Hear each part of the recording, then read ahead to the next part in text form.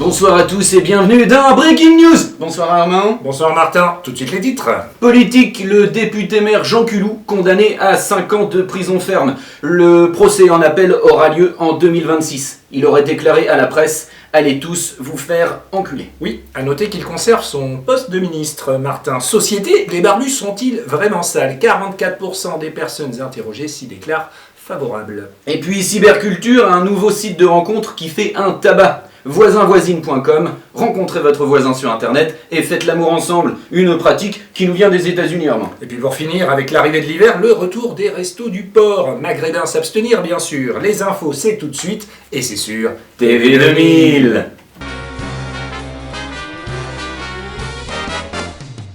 Drucker, De Chavannes, Denisot. Être juif en France aujourd'hui n'est pas donné à tout le monde. Une enquête signée de notre stagiaire Elisabeth Gougne. Depuis la nuit des temps, les Juifs veulent contrôler le monde et occuper tous les postes à responsabilité. Malheureusement, c'est un problème dont on parle assez peu, qui est assez négligé. Mais l'argent ne fait pas toujours le bonheur. En termes de confort de vie, en termes de bonheur, c'est un frein tout à fait notable. Malgré les coups bas, ce peuple orgueilleux a toujours su se relever. Et heureusement, des solutions sont envisagées par les plus grands spécialistes. Surtout un problème qui se résout bien en thérapie ou qui se résout bien également avec d'autres techniques hors thérapie. Et donc c'est important de s'en occuper. Finalement, nous avons découvert sur Internet qu'il fallait stopper le complot. J'apprends à l'instant que notre stagiaire Elisabeth Gougne a été licenciée, démise de ses fonctions. Force est d'admettre que ça lui pendait un peu au nez, Martin. Sans transition, le monde en quelques images. Drapeau vert sur les plages d'Irak, température clémente, baignade autorisée. L'hiver à Paris et le retour des enfants de Don Quichotte. Géorgie, le réseau de voies ferrées vous présente toutes ses excuses.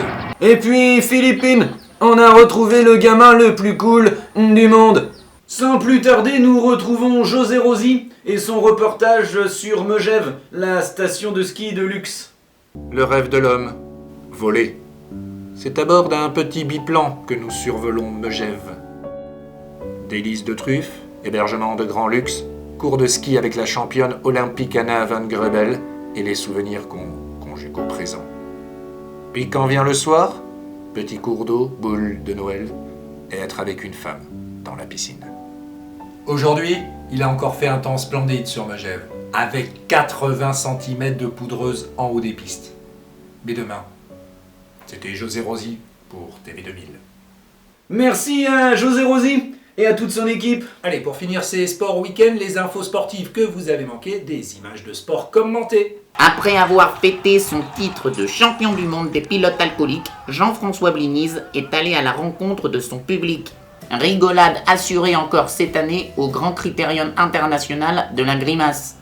Football, ce gardien n'aurait pas dû prendre ce but. La Fédération française d'équitation se déclare sceptique quant au véritable niveau de sa nouvelle championne.